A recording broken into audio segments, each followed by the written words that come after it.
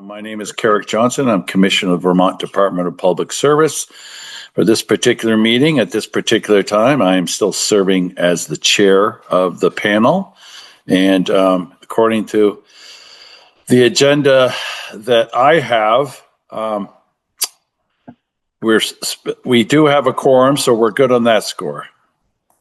That is correct. Have folks had an opportunity to review the agenda, please? Yes. Okay, Yes. Are there any, okay, thank you. Are there any proposed changes to the agenda? Okay, you can see in front of you, we have a full agenda, so let's get to it. Why don't we, I don't know that I have any other open remarks except this. Anne and Randy and others, just want to say welcome. I'm grateful you're here. It's great to round out participation in the panel. We're still down a few. We're making a concerted effort to get those open slots filled. But, you know, there's a lot to discuss, and this is important work. So that's my overview. Thank you for demonstrating the interest in participating in this meeting. It does important stuff, as I said. Tony, why don't we go through and do the roll call, please, and just for the recorded portion to ensure and actually truly confirm our quorum. Okay, and we have had a few more panelists join, so we should have 13 panelists right now. I'm just going to run down the list as I have it. Maddie Arms. Here, present, Town of Vernon. Okay, and Chris Campany is absent this evening. Tricia Coppolino. Trish, you may be muted. I know you joined. I'm here. Okay. Okay, Corey Daniels. Present. Okay, Dave Eastman. I'm here. Okay. Bill Irwin. Just in case he snuck in without me noticing. Okay, not yet. Bob Leach. Yeah. Here. Okay, and we have no Brett Long this evening because he retired. David Pearson. We'll try again. David, I think you're muted. Okay, I can see him. Okay, and he's waving. Okay, I'll take that. Jim Pinkerton. Present. Okay. Randy Pratt. I am here. Marvin Resnikoff. Marvin Resnikoff is here representing New Hampshire. Okay. Laura Sibilia. Here. Okay, thank you. Ann Watson. Here. Okay, and Lissa Weinman. Here. And lastly, Commissioner Johnson. Here. Okay. We currently have 13 panelists present, so there is indeed a quorum. Thank you very much. With that, with quorum confirmed, I'll move on to the next agenda item, which is review and approval of May 12 meeting minutes. You've had the meeting minutes for some time.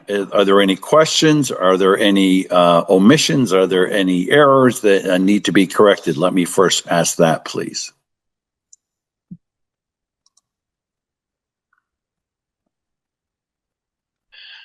If not, then I would welcome a motion to approve the May 12 meeting minutes as presented. So moved. Thank you. Did you get that, Tony? I heard Bob Leach's voice. I didn't hear the second voice. Or That's couldn't tell who me, it was. Tony. Okay. Okay, we have had a motion and I believe a second, right? That was Madeline. And I'll call it that. Okay, and any further discussion? If not, all those in favor, please say aye. Aye. Aye. Aye. Any opposed? Any abstentions? Okay, with that, you have approved the May 12 meeting minutes. Thank you very much. Corey, may we please have the NorthStar update on VY site decommissioning work? Absolutely. Thank you, Carrick. Thank you, Corey.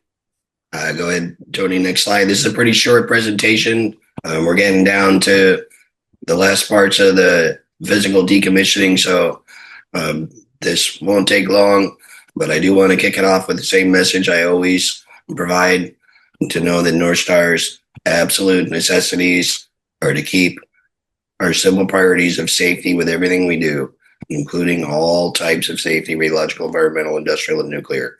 Corey, you've gone mute. Okay, you're back. My apologies. All right, my words only reflect what's written on the slide, and I'll assume everyone had plenty of time to read it if I was muted, so you can skip to the next one. This again is the macro of the project schedule. Really, this is a demonstrative picture of what we anticipated when we took the project, and it has not changed at all over the 7 years that we've been working on the decommissioning, or 6 years. And that's pretty much testament to the planning and effort that went into it. I mean, there's small target slides with a few of the major milestones, but overall we're sticking to the schedule. So we always show that one. Next slide, please. And reflective of that, our safety performance is truly outstanding.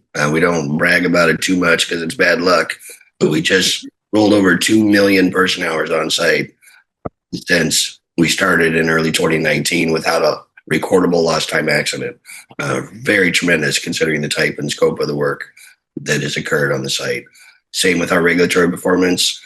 Good relationship continues with our performance in the NRC's eyes. We've had no cited violations since NorthStar's ownership of the facility in 2019. And again, as I just mentioned, to do with the schedule we showed overall, we made well on track to complete ahead of the 2030 commitment for the MOU. And most of the physical work, it will be coming to a close at the end of this year. Next slide, please.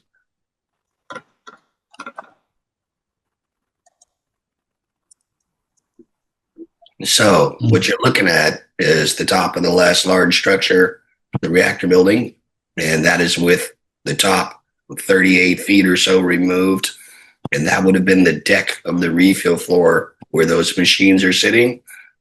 And directly in front of the excavator in the center is the cavity where the reactor sits down into. To the right of it was the dryer separator pit. And to the left of it, kind of between the two excavators, is the spent fuel pool itself. Everything is completely decontaminated. The whole top, the superstructure has been removed. All the walls and most of the floor panes have been pushed out. We're basically deconstructing this building in reverse order of the way it was constructed. And so what I'm going to note there is that is at the 345-foot level, and the ground level is the 252-foot level. So you do the math on that. About 90 feet to go to the bottom. So go to the next slide.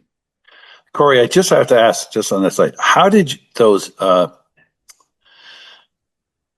excavators up there? Yeah, how did they get up there? We have a 600-ton crane that we brought in especially to lift them up. And it's almost a straight up lift, even though some of those machines, I want to say they weigh about 125,000 pounds or so. They're pretty big, but they're well within the capacity of the crane and the expertise of the team that came in and did it. And they were able to perform that very easily in a day. Okay, thank you. You're welcome. Good question. Next slide. So skipping down, what you're looking at there are the walls from the next floor down, and then the floor from the floor below the next floor down. So we're already going down almost 40 feet. What I will tell you today is if I looked out my office window, all those walls and all the stuff that's not flush with the deck that those machines are sitting on is already knocked down. I just couldn't get a recent enough photo and get this slide approved through my management team last week before all that additional progress happened in the past week. So it's really happening pretty quickly. Their capability to deconstruct this building is going very well. So it's already down to the 303-foot level, and they'll be taking out the floor panes for that over the course of the next week or so, and prepping to move down to the 280-foot level, which is really the first floor up in the reactor building.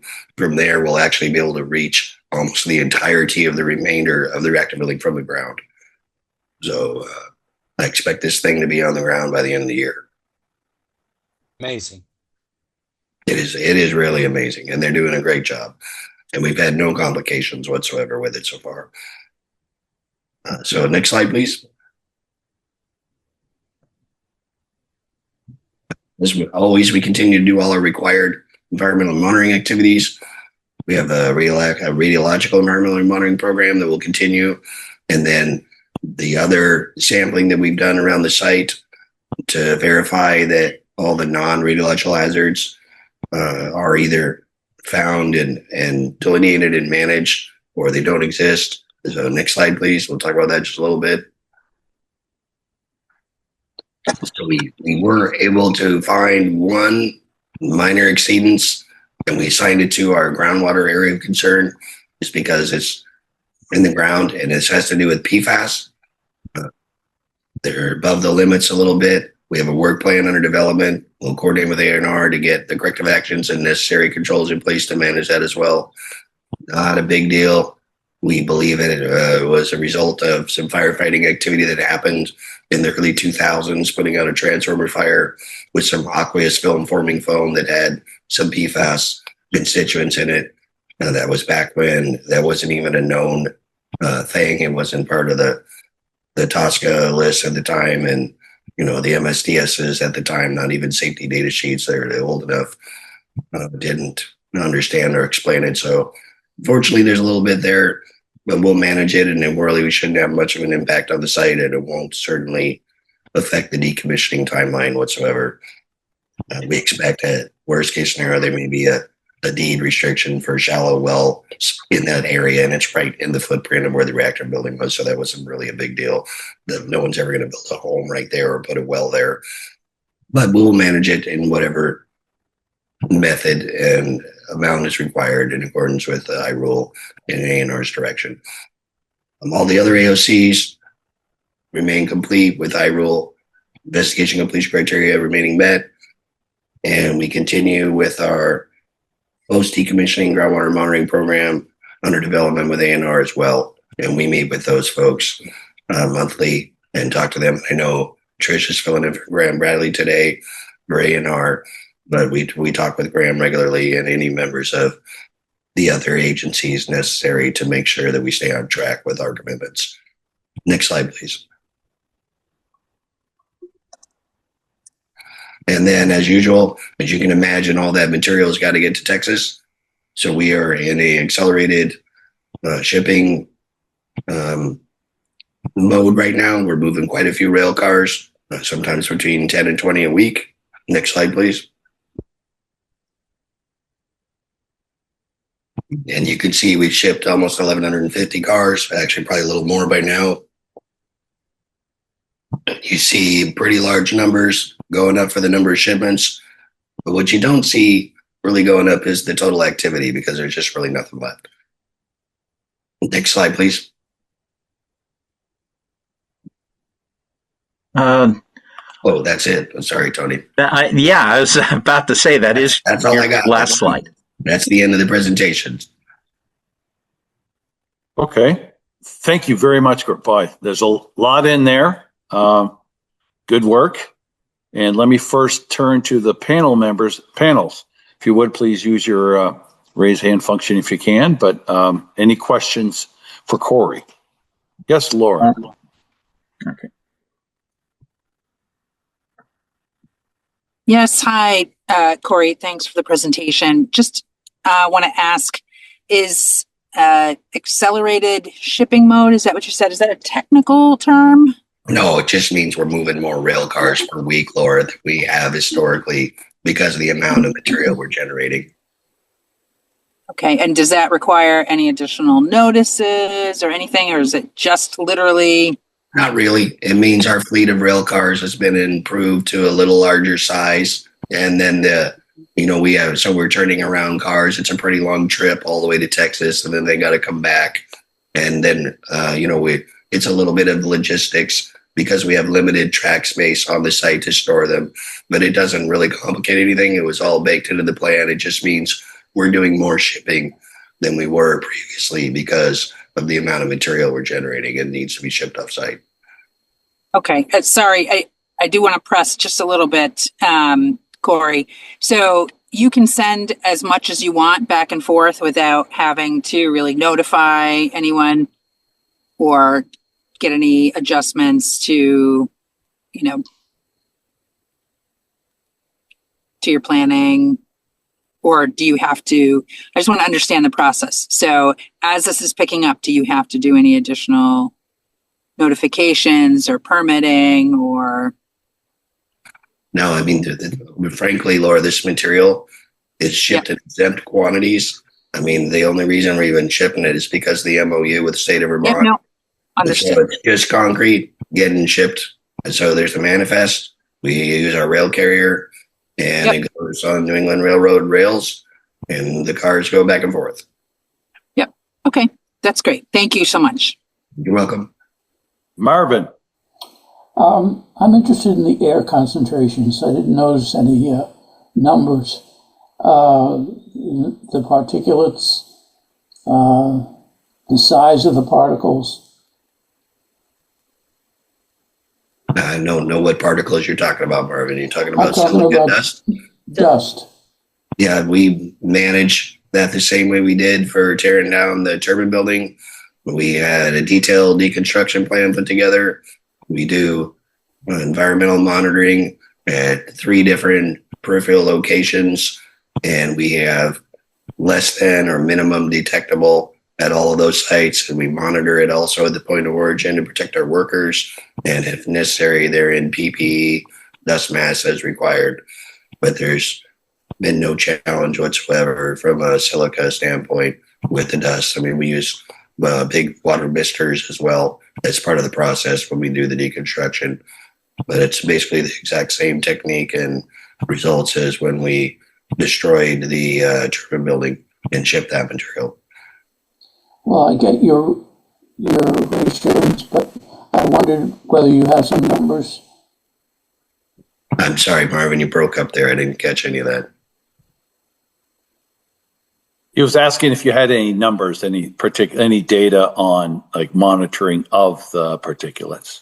Is that right, Marvin? Did I get that Yes. right? I don't have data to share with you, Marvin, with, like I said, the 3 sample sites that we've gotten 5 rounds of data for to the south and to the west of the site. So above the office building, or at the office building, and then also towards the isthmus to the north and the west a little bit, we're all either less than detectable or at minimum detectable concentration. So it's effectively a non-issue. There's more dust blowing around from the miller's field when they're harvesting the corn than there is from the decommissioning at this point.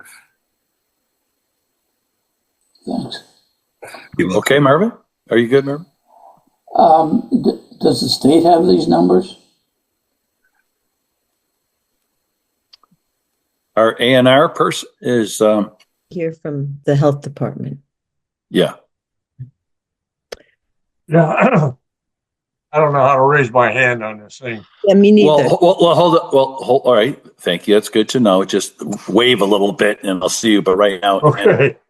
it's okay. Okay. So I listen to you, Bob. But Ann, you had raised your hand.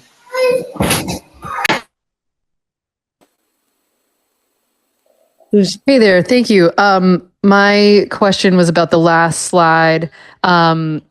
There was a unit under, I think that the theme of the slide was about shipments, and the bottom figure was measured in, like the total activity was in curies, which made me wonder about the shipping of radioactive material. I'm wondering if you could just explain that statistic and what that is for. Does that make sense?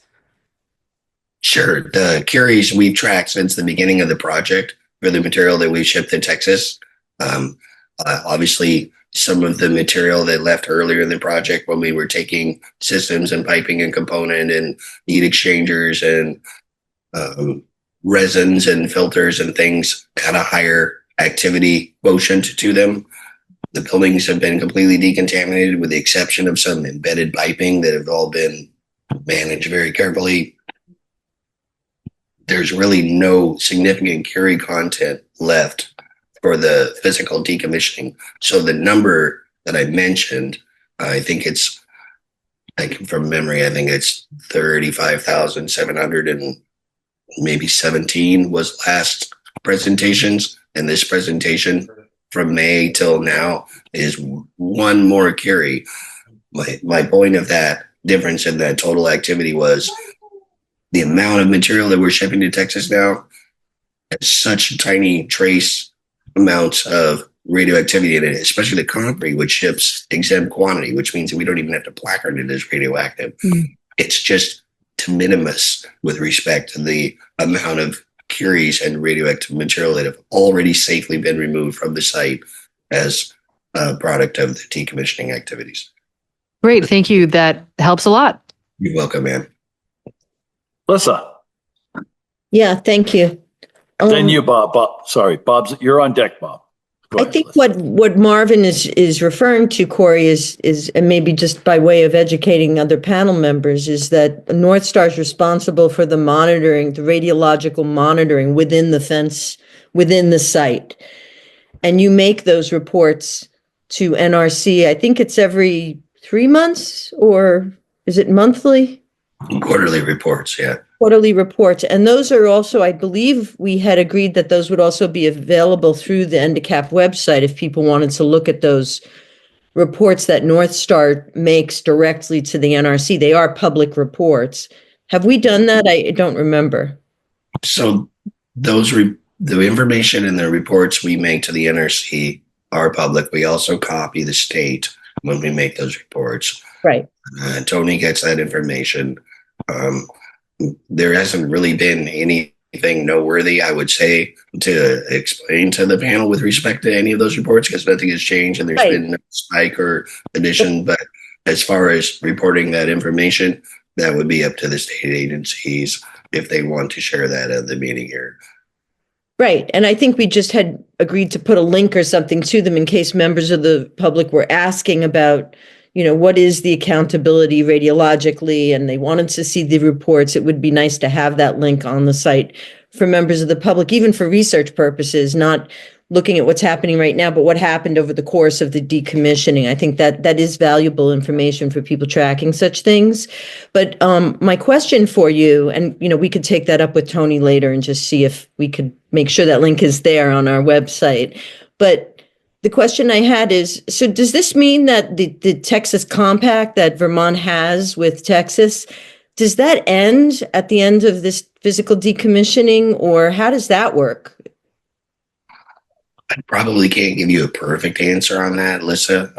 And before I try, I will offer that I know Tony did put links to the NRC website, and you can search the website through their MLs and the atoms appropriately, and they're pretty easy to navigate.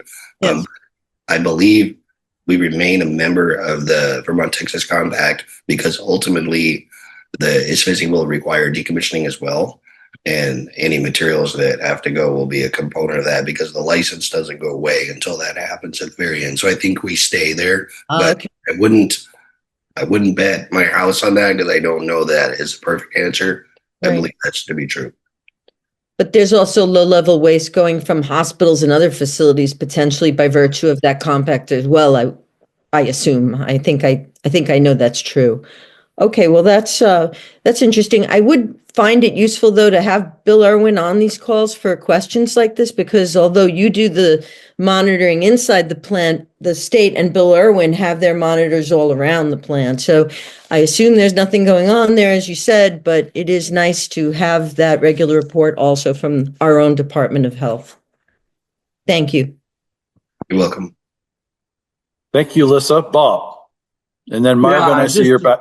I see. Last time I went by the plant, I noticed that there's a huge pile of, it looks like concrete debris right along the bank close to the river. Is that just stuff waiting to be shipped, or does that have other plans for that going? So, Bob, I'm guessing you're seeing the material on the south end of the reactor building, and there could be a little bit coming down along the east side where the river is as well, but all that material gets pretty quickly relocated to the south end, so we can process it down, rubblize it, and basically put it into rail cars. But yes, all that material is going, and we're generating it pretty quickly and then removing it out of there pretty quickly. But just so folks know, that distance to the river is still a good distance. It's probably a good 100 feet or so. It's not like it's I wasn't implying anything. I was just curious. Thanks. You're welcome, Bob. Okay. Thank you for that. Marvin, you're up. Please. Is there a final decommissioning report that NorthStar is preparing? There will be a final decommissioning report prepared at the end of the decommissioning. That's a component required per 5082 and the NRC license termination process. So that'll also be publicly available at the end. And when is that? When? I don't have that for you yet, Marvin. We're still a little ways away from finishing that. And as you can imagine, the NRC's going through some adjustments, I'll say right now, with everything that's happening in the federal government. I'll leave it at that. And they're also somewhat challenged their technical staff with licensing a lot of new small modular reactor designs. We're trying to. So there's been some talent drain on their decommissioning staff in DC. And frankly, we're a little bit curious to see how they're able to even complete the, final status survey, confirmatory activities, and their obligations at the end of this. But we'll keep you posted as that develops. And I'll let you know if I learned anything on that. And once the building is taken down, this final building, what remains to be done? We still have a little bit with the intake and the discharge. There's one other small structure. We call it the gatehouse, there where we used to enter the main industrial complex protected area. And there's some subgrade work. There's a few underground lines that have asbestos coatings wrapped on them. They're basically fire piping. So that's got to come out. And that's kind of right along where the east side of the reactor building is. So we can't do that at the same time that we're doing the deconstruction of the building. But compared to the reactor building, it's fairly small potatoes. I don't think it will take too much to get through that. So you estimate a year and you'll be done? I can't give you a firm time on that. I would think by the end of next year, for sure, all that stuff will be addressed. But there's a little bit of work to do. And obviously the reactor building's not down yet. And the containment portion of it, which is in the middle and surrounded the reactor and the bioshield, is significantly robust. So we're going to slow down a little bit as we work through the rest of this year, as we hit that part of it. But from what I've seen so far, this team can tear this building down pretty good. Okay. Well, Marvin, I hope he was done, but just come back, Marvin. We'll take you back up if need be. Laura, I see your hand up, please. Yes, thank you, Commissioner. And Commissioner, my question's for you, and so it may be best asked at a different time. I do have to hop off briefly for another select board member meeting. But I wanted to touch on the comments about what's happening federally, and I'd like to understand how the department is responding to that in terms of the decommissioning, if in any way, how we're making sure that Vermonters' interests are well protected here with all of the transitions that are going on federally. So no inference at all, just picking up off of that. And again, this may not be the correct place in the agenda to discuss this. Thanks.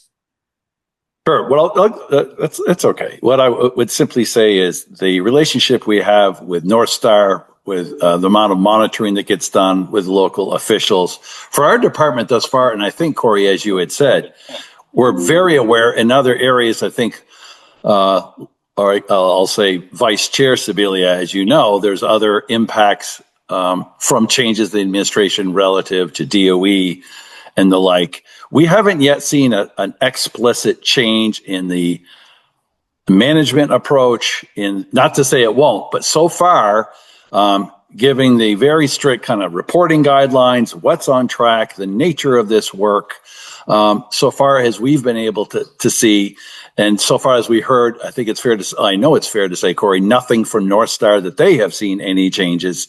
And in fact, some of the changes we're seeing are a much more aggressively pro-nuclear posture. What that means for this site right now, Laura, I don't know, but I will absolutely share with this committee to the degree we discern any change in the posture or where we used to have a greater responsiveness from NRC on activities as necessary. And I'll look to Corey and the NorthStar team largely would be the tip of the spear on that, but certainly we will weigh in. Just nothing today. Nothing today. Yeah. So if I might, Commissioner, just to make sure that I'm clear, which is in terms of monitoring the decommissioning, federal responsibilities for monitoring the decommissioning. We have seen staffing changes. We've heard those referenced here this evening. And so that specifically is my concern. I'm also a supporter of nuclear power, well regulated. So that's not the question that I have about this administration. It is about the capacity to monitor the decommissioning. And it's about the department, which I would expect, monitoring that capacity to regulate the decommissioning. And so the answer I'm hoping for is how you are monitoring, or if you are monitoring, if there's reduced capacity to monitor this decommissioning. Thank you for the clarification. I heard staffing changes. I haven't heard anything yet from those on the ground directly there that they have vacated the field or have substantially reduced that presence such that that's a concern. And I'm happy and will follow up on making note here, Laura, just to explore that explicitly, and we'll be prepared at the next meeting to respond to that. There's just been nothing. I'm not there every day. I don't think anyone from our team is there every day, but we do count on our eyes and ears from our sister agencies at the Department of Health, Agency of Natural Resources, and other places. There have been changes, but I haven't heard yet so far that there has been a noticeable hole in that coverage, but we'll see. Commissioner, thank you very much. I appreciate that. And I appreciate you being willing to come back with that information. Thank you. We'll make a note, Tony, make sure we follow through on that, and we'll make that happen. And if I can just briefly add, I can tell you right now, Representative Sibilia, there has been no change in the NRC inspectors responsible for Vermont Yankee. We have these same inspectors that we had last year. We did have a rollover last year, but due to a retirement, but the decommissioning inspection function thus far has not been impacted by any of the ongoing changes in the NRC. Thank you for that. Thank you for that, Tony. Yes, David Eastman. Yeah, hi. I want to point out, I mean, I see a change in concern, but I don't see necessarily a change in the discussion. that as we move forward over the last year that I've been on, and I think it even started before I got on, that the radioactivity concerns are greatly decreased. That I mean, as Corey points out time and time again, they're shipping very little. They're monitoring carefully. I have a lot of confidence in all of that. But what I keep hearing creep in is other safety concerns. The finding of higher levels of PFAS in that one site. I wasn't at the last meeting, but I did listen to I did go through and on the video of it. And it was the first time that we started seeing levels of PFAS above safe levels for drinking water. Again, I mean, people that know me know that my interests, I mean, my background is in toxicology, so not radioactivity, but, today Corey mentioned, I think for the first time, concerns about, not concerns, I don't want to overplay it. I'm very impressed with the degree in which NorthStar identifies and mitigates safety concerns. But I heard asbestos, which is, anybody in the non-radiological concerns of toxic materials and dust. Silicosis is a very big concern. So we're talking about 2, 3, 4 high-level toxic concerns that they're there. I mean, I don't want to overblow this, because I'm not really concerned, because I think Corey and his team and NorthStar do a really good job. But I would like to see more more numerical evidence of where we're getting close to concerns, where the actual data around precipitate, the particle size and distribution, where they do the monitoring. Those are very important to health concerns. And I think it would do us a favor if we're transparent in those numbers and we actually report numbers. It's much more reassuring to me when I hear a number than when I hear it's below some standard that, we may or may not have faith in. And as we move forward in this new era of, deregulation, numbers will speak volumes. So I'd really like to encourage those people that have the numbers to actually report the numbers. They can report them as below, for the obviously for the radiological, but I think as we move forward at this point, we're really looking at the non-radiological health concerns.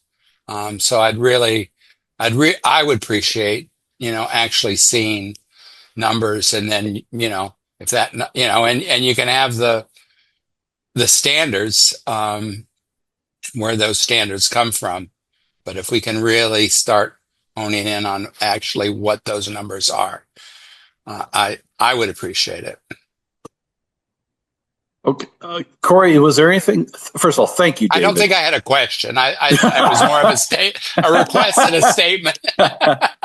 Okay, I took it as such, and I actually took it as a request. How's that, Dave? Yep. If no, that's fair. Definitely. Okay. And it wasn't meant to impugn anybody or I got you. say that I have a concern, other than I think it really helps to actually get the numbers. Okay. Well, why don't we endeavor, Tony? We'll seek to wherever possible share the actual numbers and data. I mean, that's what this committee should be looking at. So that makes sense to me. Thank you. Appreciate You're welcome. I'm looking through, and I'm not sure, Tony. I think any other panel members have any more questions. I see Laura, your hand. I'm just not sure if that's a residual or is that new. I see Yeah. Corey. Apologize. It's residual. Not sure. Oh, Okay. lower. There we go. Okay. So, Carrick, I would just also like to offer in addition to what Tony answered for Laura Sabila's question, we do get advance notice of any rulemaking changes. And as Tony mentioned, there's been no change with the NRC's rulemaking. And what I will also say is decommissioning is fairly far down on the NRC's, I'll call it a hot list of adjustments to make. But as a result of all that, it's unlikely that we will be significantly affected. I just worry about their overall back-end resource allocation to helping us finish the project, because once all the work is done and we've completed the majority of the decommissioning, we're less interesting to them too. They're not in a hurry, right? They work at their speed. But what I will offer is we will certainly keep the commissioner and the remaining members apprised of any changes or anything we see if we believe it warrants discussion at the advisory panel. That's part of our, obligation as advisors for what's happening here. Thank you, Corey. I think that's very responsive. I'm mindful, Tony, though, that we have now, I think that concludes the panel's questions, but I wonder if there's members of the public who are participating who have any questions of Corey, please. Any members of the public participating have a question for Corey? Or any of this, I would say, any of the topics we've covered so far. I do not see any hands raised at this time, but if there are members of the public who have a question, please unmute yourself and make your question known.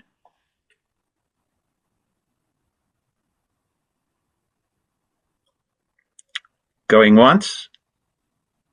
Let me just offer this too, in addition to questions, because on our agenda it has just general comments from the members of the general public. So if you have a question or you have a comment, it's open mic portion for the general public. Happy to take any and all comments from members of the general public.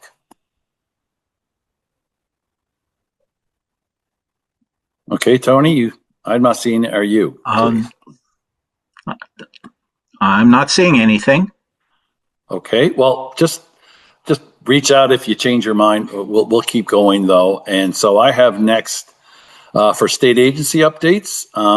Can we go with Department of Environmental Conservation first, please?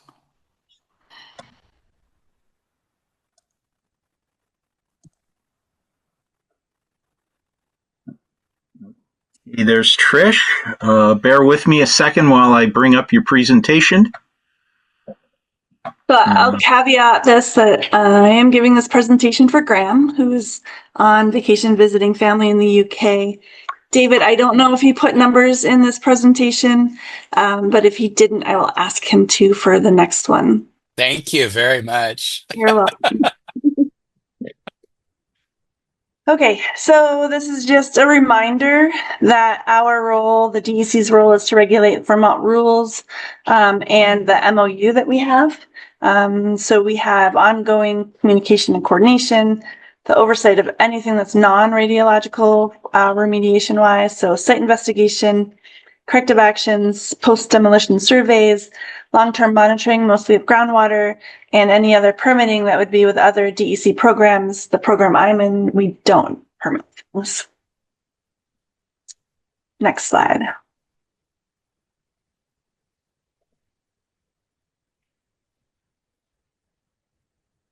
So we don't have any DEC updates on post-demolition surveys right now, corrective action plans, or any CAP completions. We haven't done any of that work.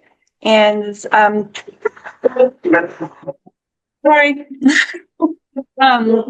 So for DEC permitting right now, there's routine drinking water and stormwater permit requirements, but there are no updates on any of those permits either.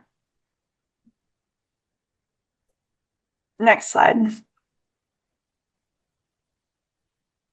So for the site investigation piece, there's numbers there, David, for you. Thank you.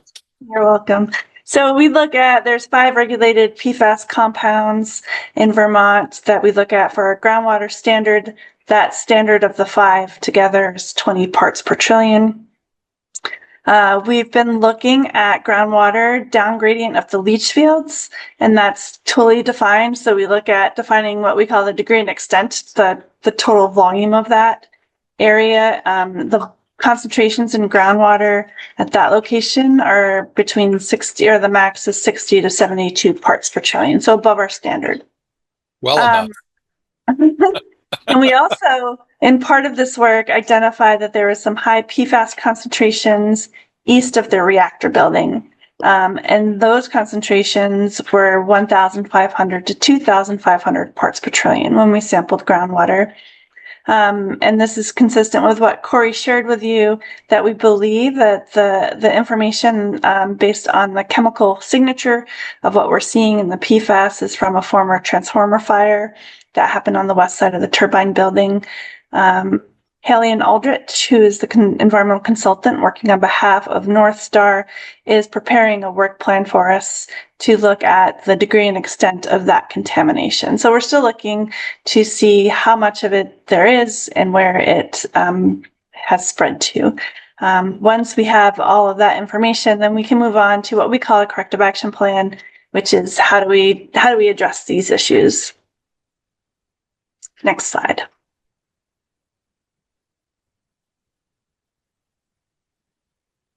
There's all your numbers in this slide right here and where everything is. There's way too much information on this slide, but Graham likes to make sure that he is very he gives all of the information needed. So in this slide that I can't even read from my computer, he is just giving you the results of some of the PFAS compounds. I think I even need to take my glasses off to look at it, and the locations where we're detecting those specific compounds. And this information is in the PowerPoint, so you can go back and blow it up and look at what is provided here, but it really is just the results of some of our monitoring.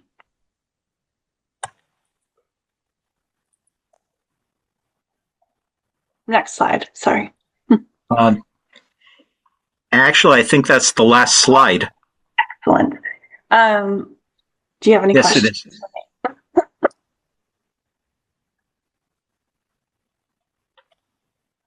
I'll ask a question or make Okay. a request, No, maybe more of a pull request. David Eastman, go right ahead, please.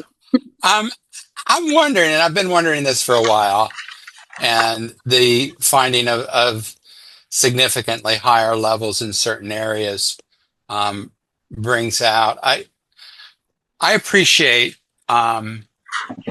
maybe more than some how complicated and hard dealing with PFAS are. You know, we talk about almost as though it's a single entity because we've all shortened it to PFAS or even worse, forever chemicals.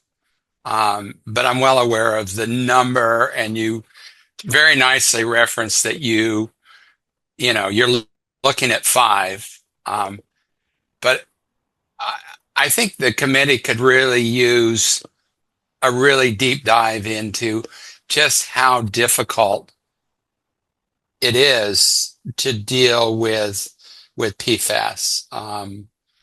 And, you know, I recognize and appreciate the risk of, you know, too much information that can get boiled down to public concerns that are over concern, you know, overrated. But, you know, I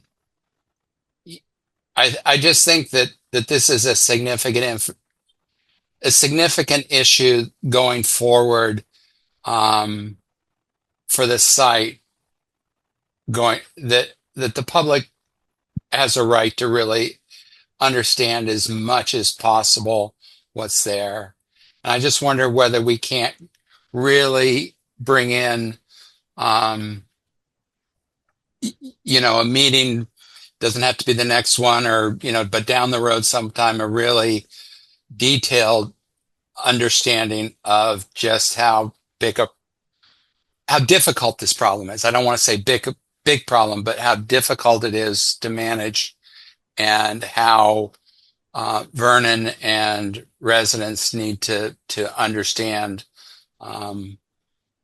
just how difficult this is. I mean, I feel for the people in natural resources and NorthStar, but I think people need to understand that this is just how difficult it is to manage this issue.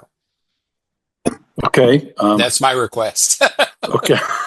Okay. Or my preaching or my rant or whatever. No. Well, first, let me give, it says Patricia, but Tony's calling you Tricia, so I'll go with that if that's okay. Actually, prefer Trish. Okay, Trish. Even more, yeah. Okay. Trish, first of all, thank you for pinch hitting. And let me just give you the opportunity. Any response? I mean, I have my response, but do you have any response to David's request, please? I think we're happy to do a presentation on PFAS for the group, if that would be helpful. I guess when I was looking at the results of this, I wasn't as concerned as I am in other locations, because there are no private drinking water wells in this area right now. The concentrations are high, but I don't want to say that we've seen higher, and we've seen higher where there are more sensitive receptors to come into contact with the contamination in groundwater. I think, my thought right now is that it doesn't appear to be migrating anywhere that it's going to cause a problem. And if we can identify the area that is impacted, so that's the next thing that we're trying to do. And it's unfortunate that it's in the deconstruction area, so it's not as easy for us to go in and put some new wells in. But I think, we're trying to look at some creative ways to do that work now. The largest impact will probably, if there is an impact, would be the Connecticut River. And by the time it actually gets to the Connecticut River, it's probably not going to be detectable. And we don't have surface water standards for PFAS either. So there are some complications with that piece of it. But I think, generally speaking, PFAS is complicated. We've been dealing with it for long enough now that we have a pretty good understanding of it, but it's science and science changes. But I think I'm not too worried about it now. And, I'm waiting for more data to come back, but there are some ways that we can address it. I think Corey talked about putting restrictions on the property to limit,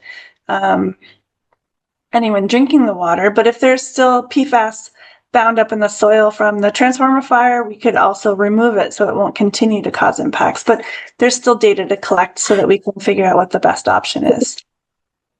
Thank you, Trish. Let me just ask Corey, is there anything you wanted to weigh in here, please?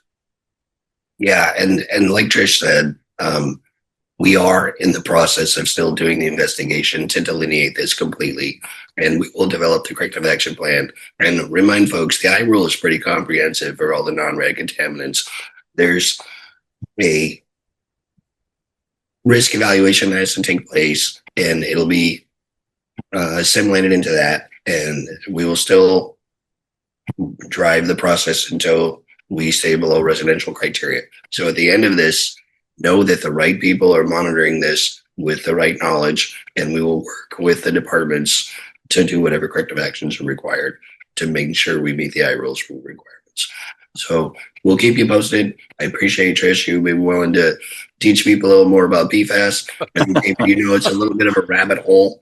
It is a rabbit hole. There's a lot to talk about. I understand there. Completely. The amount of those substances that are being still produced is, last number I saw was over 14,000 of them. Companies are making these things, and they're patenting them, and they're proprietary. They're not even explaining what they are. They're not going away. Yeah. And I'm sorry, Corey, go ahead. It's a good discussion, but I really think this is a very small component of the Vermont Yankee decommissioning, and we're going to be open and transparent about it as we work through it. I mean, I just want to be clear, Corey. I mean, as I told you from the very beginning, I really have a lot of faith in the information that I get from you and from NorthStar and from the state. I just trying to flesh it out a little bit better. And, you know, I feel totally confident in your commitment to, you know, mitigating wherever possible and however much you need to. So I don't want any of this to be a question of people's ethics or desires or what they're doing. It's just looking for more information. David, that's really constructive. Thank you. And why don't we take this, Tony? Well, mindful, we won't let the perfect be the enemy of the good here, to use a cliche, because in this, we won't, mindful of all the rabbit holes and stuff, let's, in addition to sharing a bit more data has been requested, I think if we spend 20 minutes to go, if we can cover and give people a feel, if for nothing else, the complexity of PFAS and what's going on at this site, because Trish, I think you raised some really good points, both you and Corey, about that. But a little bit broader context, I think actually could be helpful for the panel, and especially because there's some new people, and especially as ostensibly we're heading towards, end of next year closure. What constitutes closure and understanding, especially for this panel on PFAS, I think would be helpful. So, Dave, thank you. I think that's constructive. I'm just going to add that the presentation that we just gave you is based on the current groundwater standard. The groundwater protection rule and strategy is that rule that has the standard in it, and it is currently in LCAR. So looking at a revision to the PFAS standard. So next time we're back here, we may have a different standard that we're looking at in groundwater. What's LCAR? That's the Legislative Committee on Rules. Yeah. So on administrative rules. Yeah. Is it Vermont? Yeah, it is. Okay. Their standards may change, but ours won't, Trish. We'll be Northwell Davids. So we'll go with that. All right. Any other questions of, I see we could wait to go to the end, but I think it's useful. Any further questions of Trish, please?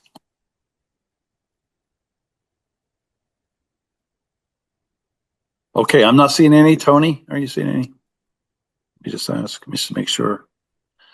If not, Trish, thank you very much. I really appreciate. I hope he brings you back something cool from the UK. That's the least he can do. And we'll shift now. And Caroline, I believe you're up, if you would, please. And thanks again, Trish. Hello, good evening, everyone. Looks like Tony is all over it, sharing the slides. Great.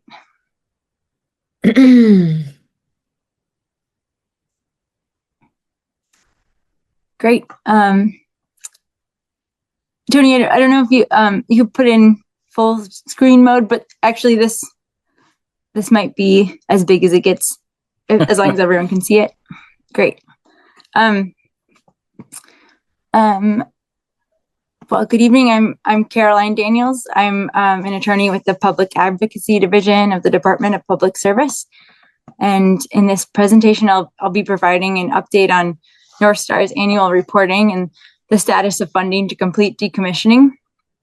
Also with us on the call is Nick Kapik, representing 4 Points Group, the department's financial and technical consultant for the review of this decommissioning project.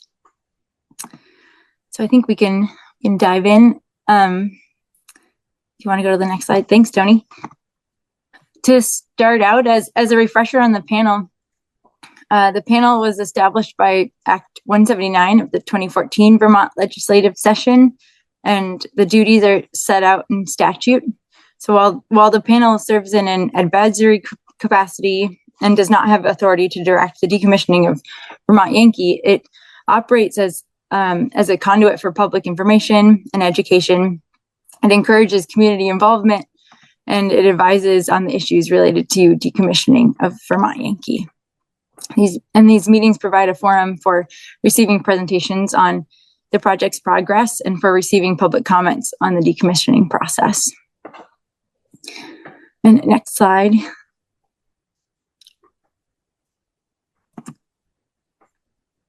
As far as the department's role, the department is charged with the ongoing review of NorthStar's financial performance and technical progress throughout the decommissioning process under the 2018 Memorandum of Understanding that was approved by the Public Utility Commission. The department's consultants monitor the financial performance of the project and the financial health of NorthStar, and also confirm that the work that NorthStar has performed is reasonable and consistent with the withdrawals from the Site Restoration Trust and from the Nuclear Decommissioning Trust. And I guess one update to note regarding the department's role would be that this past July, NorthStar hosted a meeting on site for the department and the Agency of Natural Resources, providing an additional opportunity to discuss some of the steps leading up to partial site release and for us to view the deconstruction of the reactor building. I guess we unfortunately didn't take any photos of the group in our hard hats or neon vests, which would have been great content for this presentation. But thank you to NorthStar for hosting that meeting and showing us around the site despite the 90-degree weather. Next slide. Thanks. As far as a financial update, the charts on this slide show NorthStar's recent disbursements from the Nuclear Decommissioning Trust and the Site Restoration Trust. NorthStar provides the department with a 30-day notice prior to making withdrawals from the Site Restoration Trust, and those disbursement requests are for work that has already been completed. So the department has the authority to object during that 30-day period if it finds that the Site Restoration Trust disbursement does not align with the work performed. And the department also receives a copy of disbursements from the Nuclear Decommissioning Trust on a monthly basis. Tony, you can go to the next slide, and I will pass it off to Nick Kapik with 4 points to provide updates on their financial and technical review of NorthStar's activity over the last few months. Hi, good evening. My name is Nick Kapik. I'm with 4 Points Group. We've assisted TPS with oversight of this project since it started. One of the areas that Caroline noted is the financial status, and that's one of the major areas of our review. The top of this slide shows the NDT and SRT balances for the last several months. As you can see on the bottom line, as of the end of August, the NDT contained $43.1 million, excluding unrealized losses. So that's the amount that will be there at maturity of those securities. The NDT is used to fund both license termination and spent fuel management activities. There have been additional funds recovered from DOE for spent fuel management, but they're not included in this NDT balance. As you see on the bottom, the cost of remaining license termination activities is $46.7 million, and the cost of remaining spent fuel management activities is $252.6 million, and that's through an assumed DOE performance and through 2052. In addition to this $43.1 million and the additional funds they got from DOE, NorthStar anticipates recovering an additional $266.5 million from DOE going forward. Turning to the site restoration part, the SRT balance was about $47.5 million, excluding unrealized losses, and the cost of remaining site restoration activities is about $3.4 million. Tony, if we can go to the next slide, please. On the technical side, our last site visit was this month. Our visit focused on the safety of the activities performed by NorthStar, the control of any site hazards, and the decommissioning progress as compared to NorthStar's monthly reports.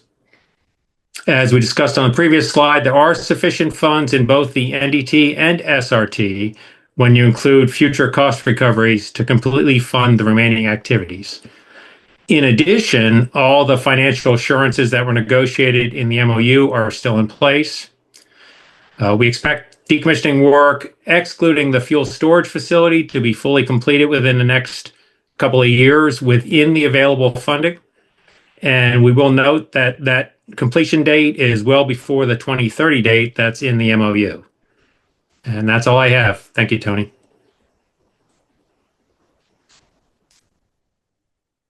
Okay, Caroline, does that constitute and thank you, Nick. Does that constitute, are you done now? Yes, we are. Thank you.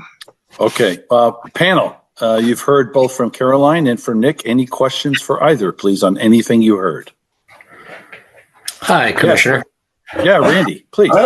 And I apologize if there is some canine distraction in the background. I have a question for the future, and this might be for Ms. Daniels or Nick or perhaps you, Commissioner.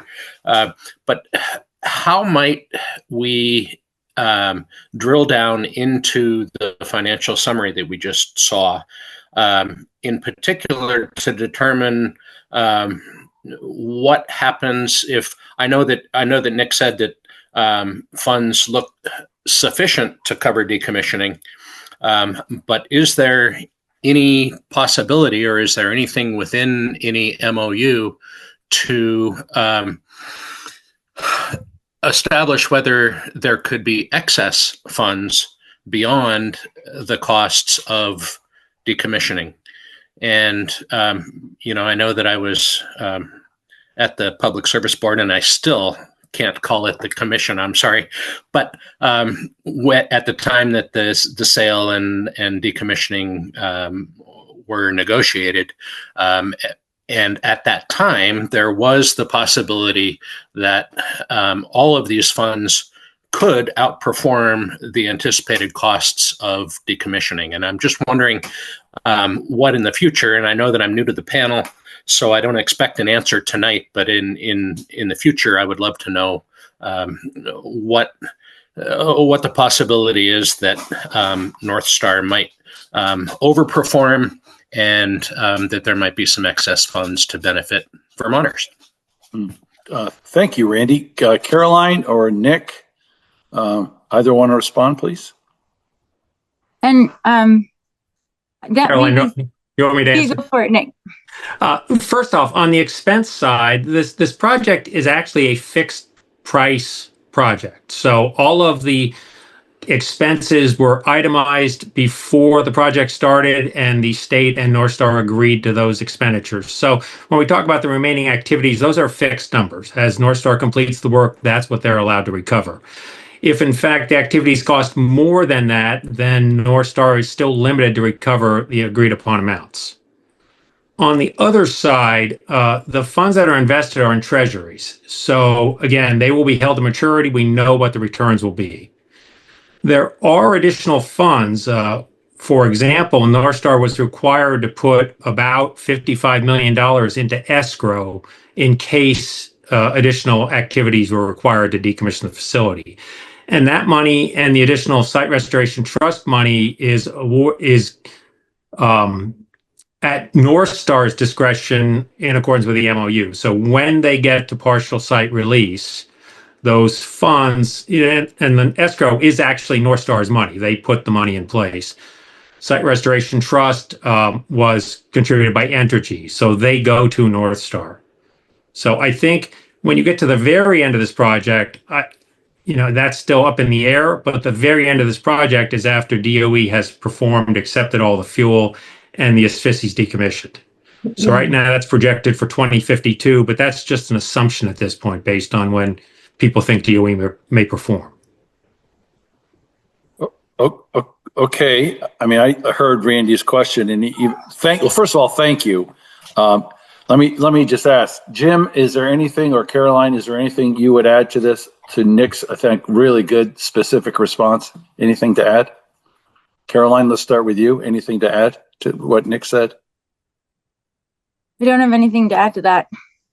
Okay, thank you. Jim, if you're still on, anything to add to that, please?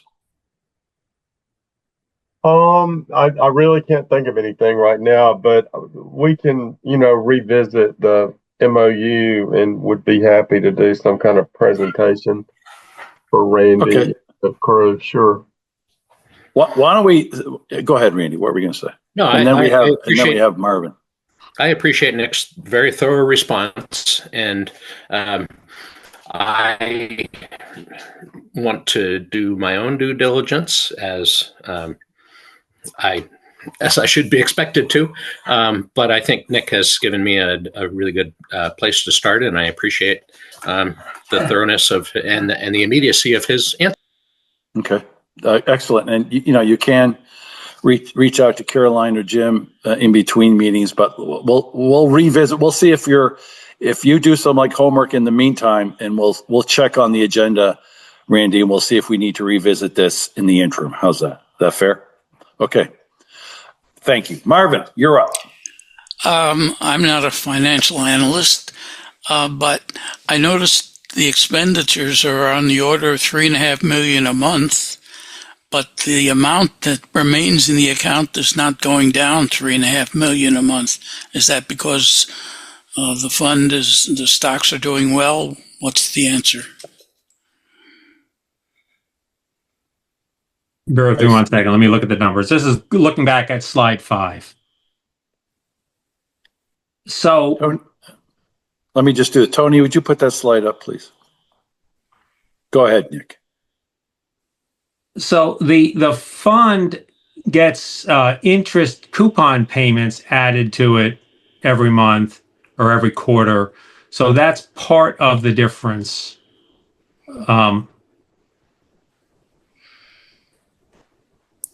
You see the second column. Beyond that, we have to verify, but I think the answer is what is represented on the slides are what the NorthStar told the NRC they were going to withdraw, and may not, in fact, be the amount that was withdrawn. So they generally notify the NRC for an amount slightly in excess of what they intend to withdraw. Are you looking at table 3? I'm looking at table 2, table 1 for the amounts that you mentioned, $3.5 million, and then table 3 for the trust fund balances. And that doesn't seem to be going down $3.5 million a month. Am I not understanding something? No. Like I said, I think there's 2 factors at play. I think the first one is the NDT balances also include interest coupon payments, which you don't see the magnitude of the value of those.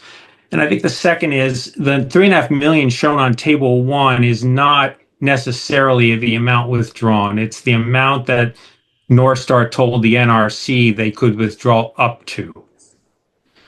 Corey, can you confirm that? Do you know?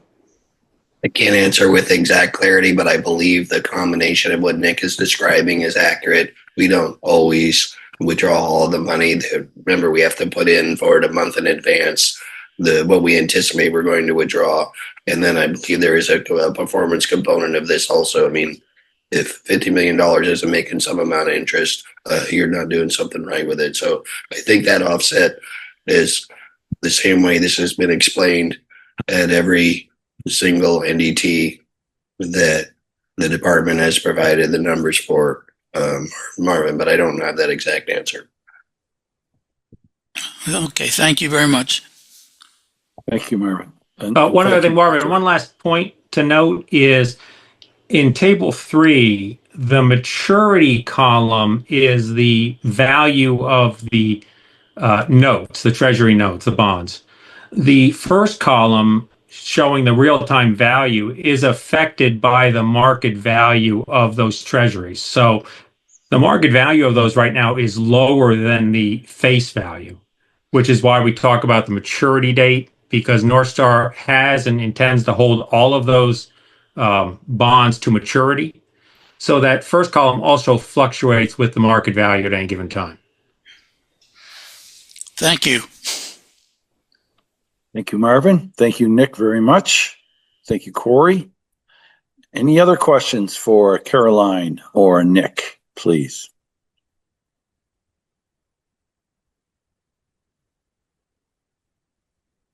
Okay.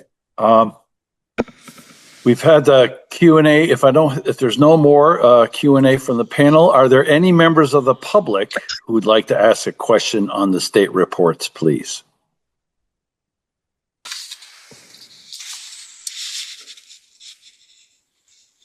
Okay, Tony, I'm not seeing any. Neither am I, but I will point out again, folks, if you have a question, feel free to unmute yourself and speak up at this time.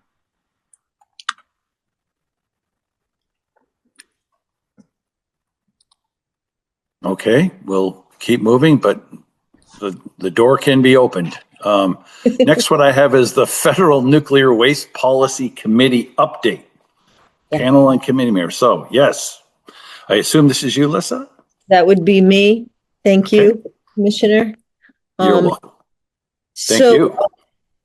We haven't had any meetings of our Federal Nuclear Waste Policy Committee recently. We are planning to have one in October. We have not set the date, but I did want to report back as to a conference that I participated in a couple of weeks ago as an NDCAP panel member interested in resolving the longstanding problem of a lack of U.S. policy on the world's basically largest concentration in the U.S. of highly radioactive spent nuclear fuel.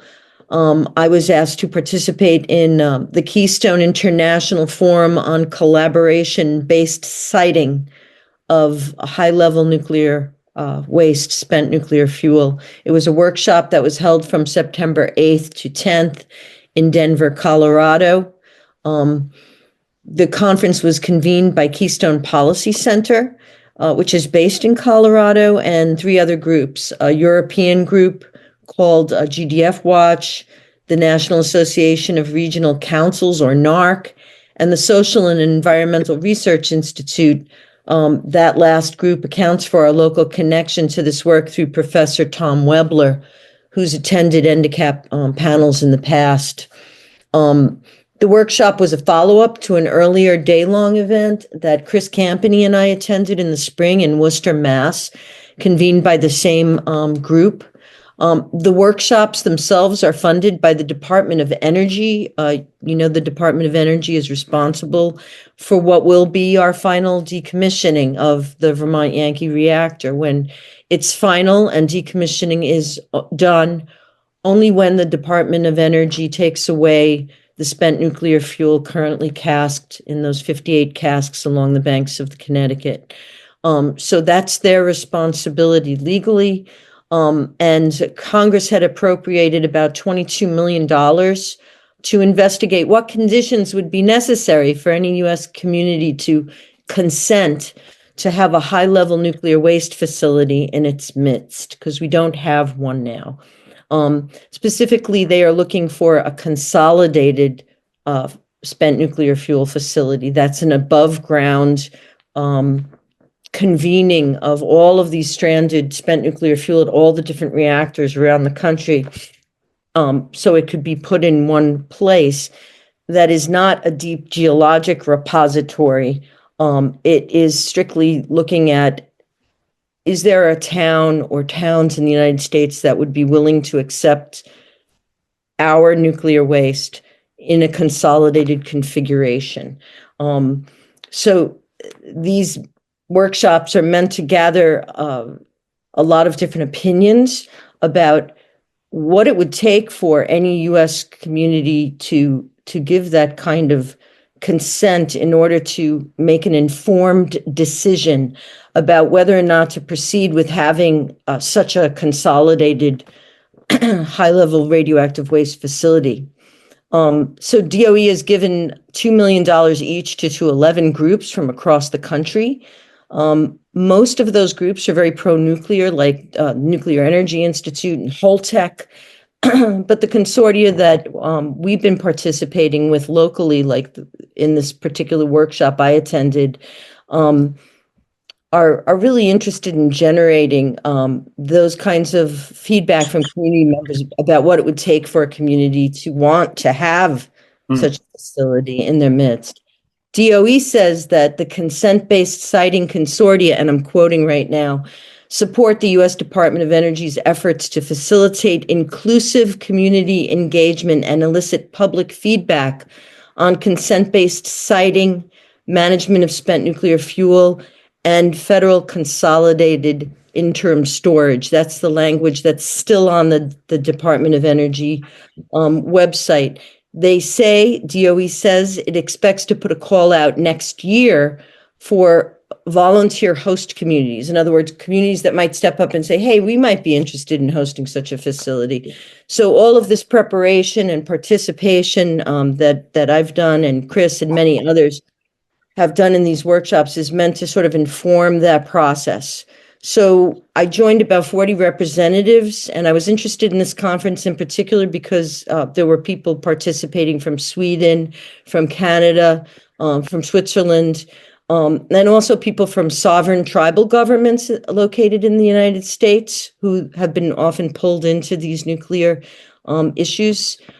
People in regional government groups and planning commissions were also there, like the representative from the Governors Association.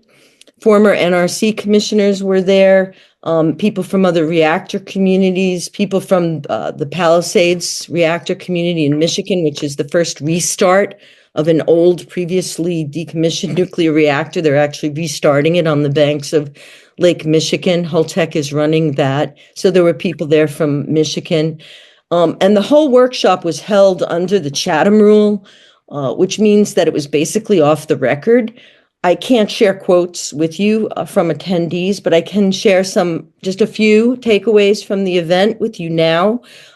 We do plan to discuss this in the next Nuclear Waste Policy Committee, but I do think it's important just to share that these kind of consortia are going on, and the federal government appears to be accelerating or trying to accelerate this process to actually locate a facility. First and foremost, DOE and this administration seems to be abandoning the long-held global approach toward consent. They don't want to use that phrase anymore, consent-based siting, but it's still there on the DOE website, I see. They're changing it to collaboration-based siting, which would essentially mean that states and tribes would not be able to veto any federal siting decision. That is a big change in attitude toward what I've seen so far looking at this issue. It's true that the 1982 and 86 Nuclear Waste Policy Act, which governs nuclear waste disposal theoretically in this country, does not call for consent either. It called for consultation and concurrence, and there's been a lot of sort of debate about what that actually means for a community. So, while they're changing their language, they're still trying to get the sort of feedback from the community, and they say that they don't want to cite anything without the actual willingness of the community to do so. They're not trying to force such a consolidated facility down anybody's throat, but the change in language would appear to indicate that they are kind of taking off the gloves or hoping to take the gloves off when it comes to actually siting a facility. Current law prohibits funds from being spent on a consolidated facility until a deep geologic repository is underway. Now, there's a lot of talk about changing that law, but it hasn't happened so far.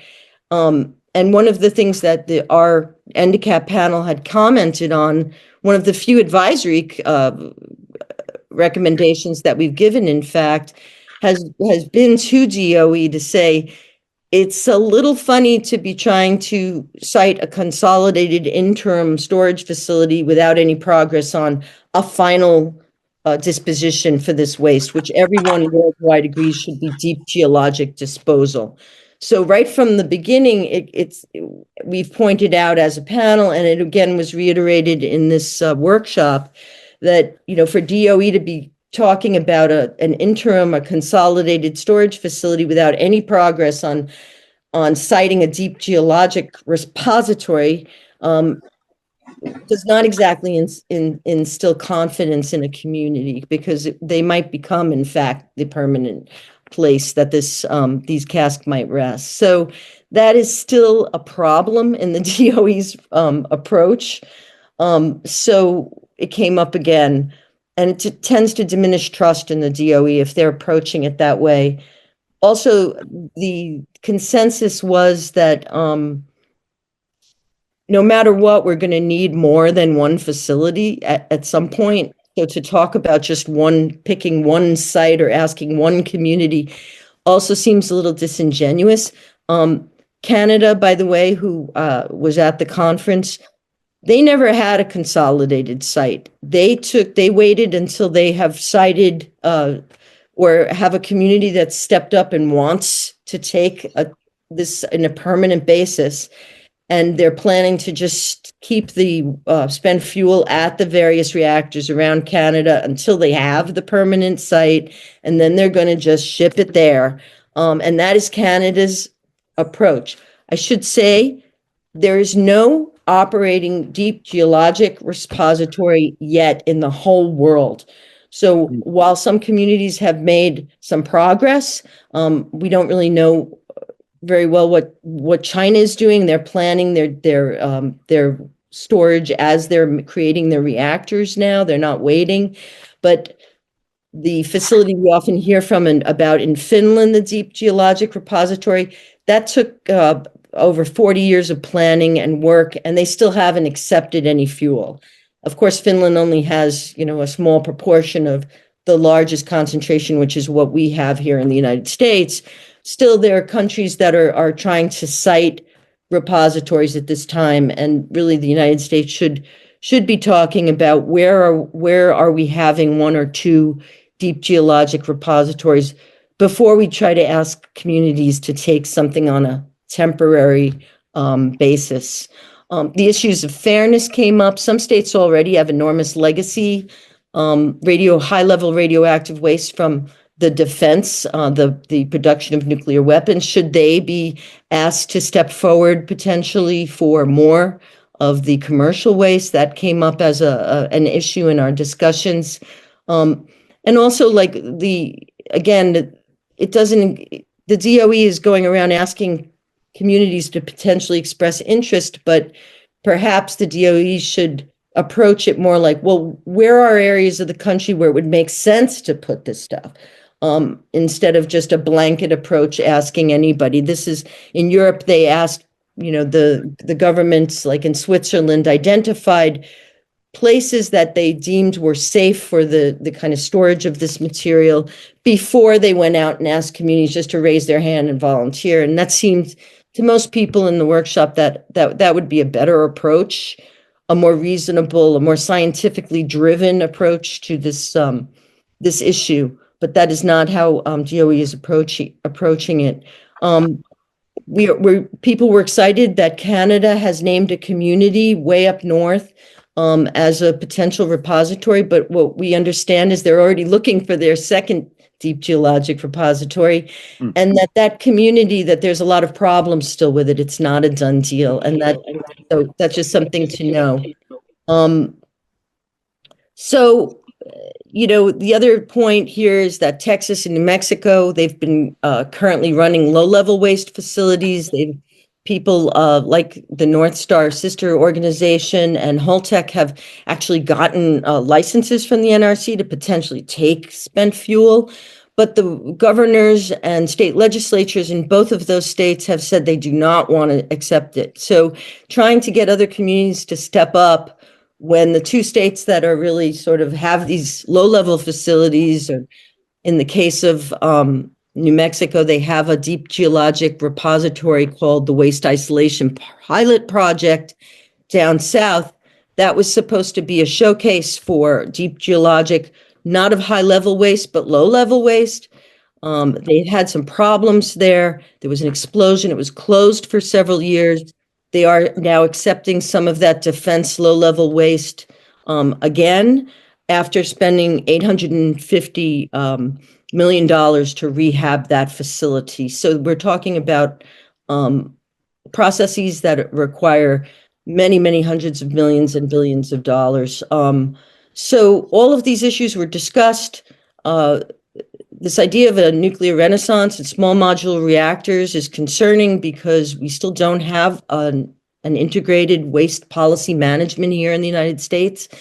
So we're putting the cart before the horse a little bit and trying to embrace some of these small modular reactors that the studies show will actually be creating more waste per kilowatt hour.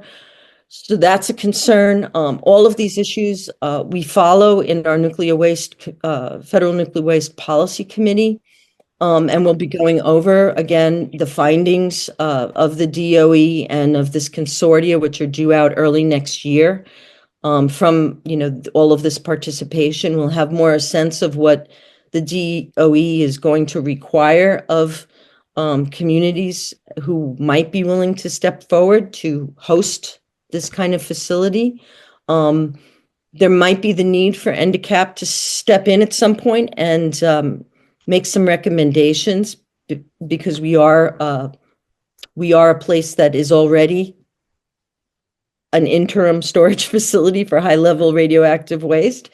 So we do have a voice in this national project that perhaps we could consider exercising, and we'll talk about that in the committee when we meet again.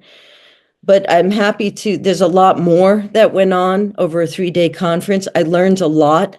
I think it's really important to attend these kinds of events and to talk to people on all sides of this issue who are dealing with this issue of nuclear waste. So I'd be happy to submit my written comments to Tony next week so you can see a fuller detail of what was discussed. But I'm happy to take any questions that you might have. And that's the presentation. Okay, thank you very much, Alyssa.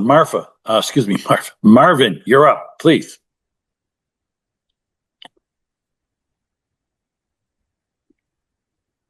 Go ahead, Marvin. Did you unmute? Yeah, Marvin, you're still muted.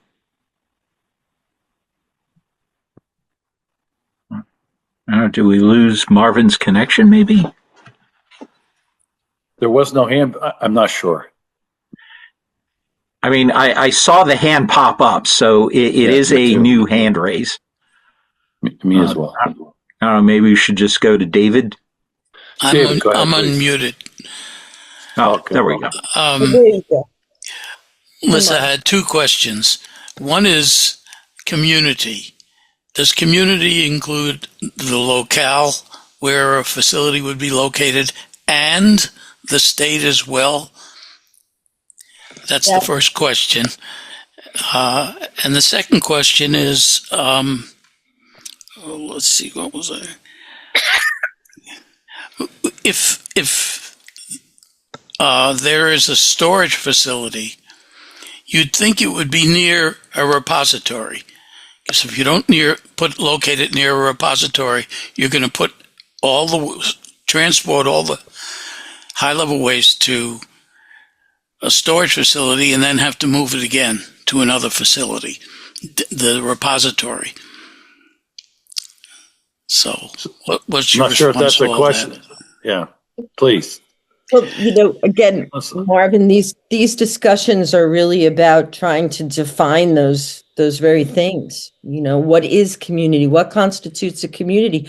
What constitutes collaboration? What constitutes consent, even though that word seems to have been thrown to the side for now?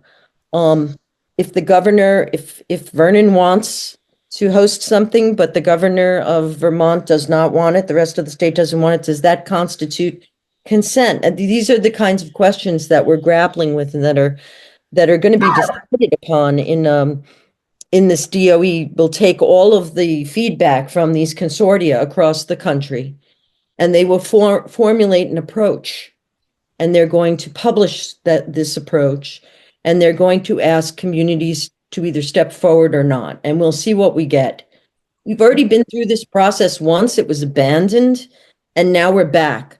But we're back and it's accelerated because there's an agenda here to have more small modular reactors, even though we've never built one in this country.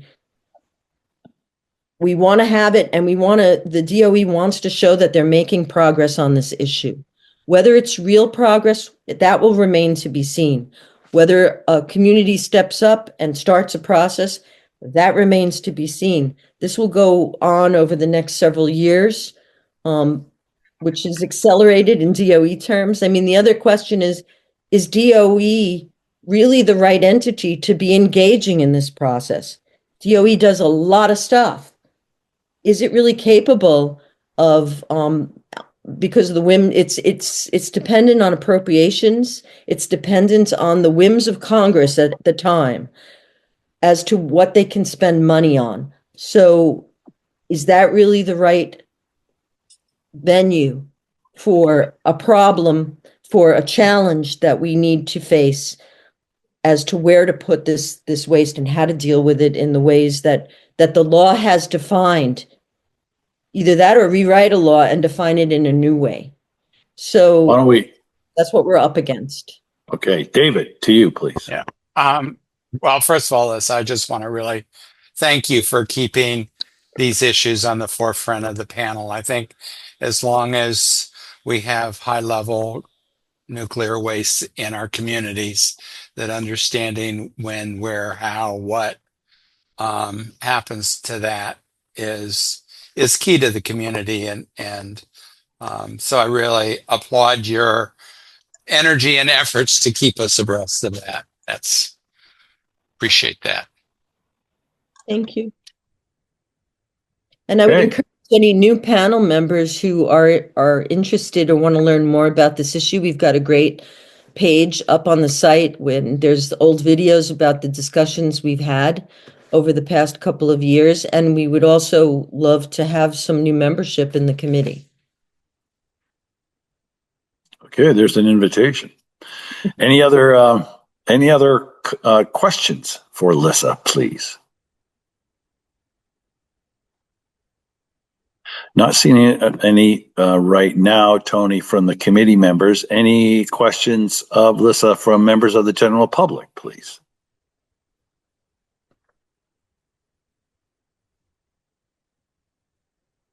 Okay, not seeing any. Yeah, let me just add my thanks to you to David's point, Lissa.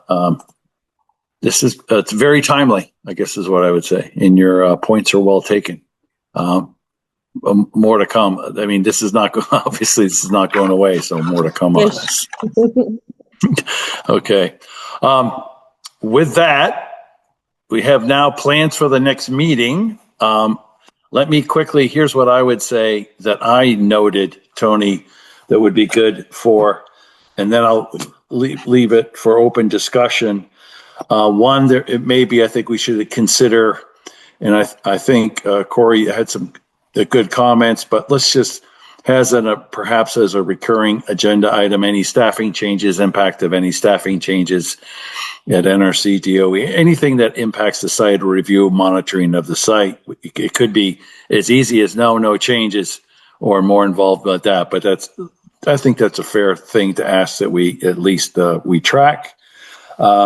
Next that I had was, again, as David had noted, that we would actually provide the actual raw or the data numbers, the reading of the various things that are monitored. Perhaps not simply a pass-fail, but a little bit more information on exactly what the data is revealing. I don't think that's a huge lift, and I think that's in keeping with the ethos of this panel. So I think there's that. And then, as David noted, try and avoid, and as Trish noted, the rabbit holes, but having a briefing on just how difficult it is to deal with PFAS. Something to have a little bit more on that so we understand what we're talking about. Especially, it'll be interesting if they're going to have a different standard. So that'll be interesting. Those are the items that I had, in addition to the usual things that we cover. Any suggestions from anyone else on the panel, please? And remember, that's in addition to the normal recurring agenda items. Melissa, you're still up on screens. I saw your hand. Yes, please. Yeah, I think it was mentioned, and maybe I just missed it in your recap, but it seems like a propitious time to return to the original MOU. I think, I certainly need to return to it. I don't really remember a lot of the terms of it. It might be it might be of value. It would be to me to go over really what the terms of the MOU contain, what the next steps are, and to really understand where we're going post physical decommissioning of the site at this time. I think that's a great idea. Yeah. I think that was I would alluded second to. that. Excellent. All right. That is I really like that one. I think that's true. And especially. I'm so happy. Well, I wasn't sure if you were being sarcastic. I like that one. I think that'll be very useful. What else? That was a good suggestion. Any other suggestions? Yeah, Commissioner, I have just a quick slide that I put together, reminders for items we normally consider in the December meetings. So if you bear with me, if I can just put this slide up. Just a quick reminder, the next meeting is scheduled for Monday, December 8th. Please mark that on your calendars. I'll try to get reminders out sooner than I did this time around. But just remember, next meeting is December 8th. Unless someone objects wildly, my hope is that this meeting will again be virtually only. If you want a physical meeting site, let me know ASAP because I need time to find one. In addition to NorthStar State Agency reports, reminder, we should have those ready for posting 5 days in advance. And we are working around the Thanksgiving holiday as well. So you may need to get things to me sooner than that. Also, we are supposed to have elections for chair and vice chair or co-chairs. So let's, folks, I think we really need someone other than Commissioner Johnson to chair these meetings. So please think about this. It would be a big help to me, to the commissioner, and I think to the smooth functioning of the panel if we had a chair other than the Public Service Commissioner. I will have a draft of the panel annual report to the legislature and governor's office available. As usual, you'll have about a week or a little bit more than a week to review it in advance of the meeting. I do have specific deadlines to get this to Commissioner Johnson for his review prior to making it public. But that will need to be considered at the next meeting. The other item that we always bring up are meeting dates for the coming year. So to that end, we typically meet early May, mid-September, and then beginning of December. If we follow our traditional dates, next year that would be May 11th, September 21st, December 7th. My question to the panel, think about this for the next meeting, is do these dates still work?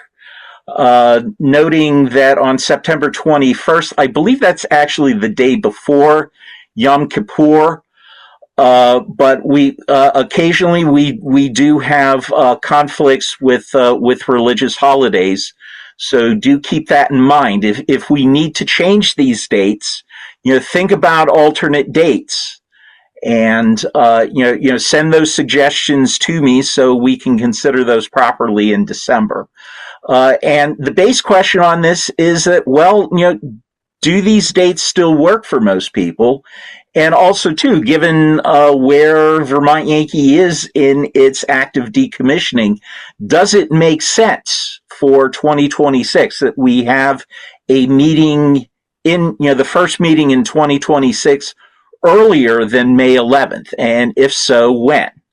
So, I don't need answers this instant, but having answers for that ready for discussion in December would be very helpful. Okay, it's a lot, and this committee will have that list. Will you share that list and send that out to the committee, Yes. to the panel, please?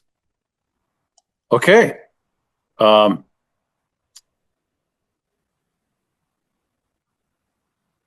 Are there, and I'm just going to ask this again, just to make sure, if there's any comments that anyone from the general public would like to make to the panel, now would be the time.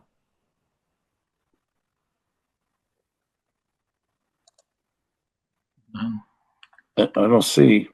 And with that, I think good meeting, good stuff. I think we identified several items to cover. Tony gave you some additional other things to consider, and he'll share that list of items he brought up, some of the panel logistics and timing, please. And also, I really would invite you to consider, one, we're going to continue to, one thing he didn't mention today, we're going to continue to seek to round out the statutorily provided other panel members we need to fill those slots. So we'll continue to work on that. We have the dates. Please check with your calendars and get back to Tony on that. And we have the other items. With that, any last comments from anyone? I'll just have to say that you're going to have to do a lot poorer job before we before we reject you. I have to say I've appreciated. I watched the video, as I said earlier, for the last meeting that I missed, and I appreciate your style. Not that I haven't liked all the other chairs we've had, but you have a great energy, you have a great commitment, and so you're going to have to really fall down on the job, I think, before. Don't challenge me, David. Don't challenge me. I'll put it that way. Anyway, I guess that's a way of saying raising my hand. Yeah, well, okay, I take it, and I'm really grateful. Thank you. That's very thoughtful and gracious of you. Thank you. But I think there is a lot of reasons why. Look, never mind. I'm not going to say anything more. I'll just say thank you. Just leave it at that. Thank you. On that good note, good people, I'm going to go eat. Thank you very much. A lot got done. More to come. Thank you very much.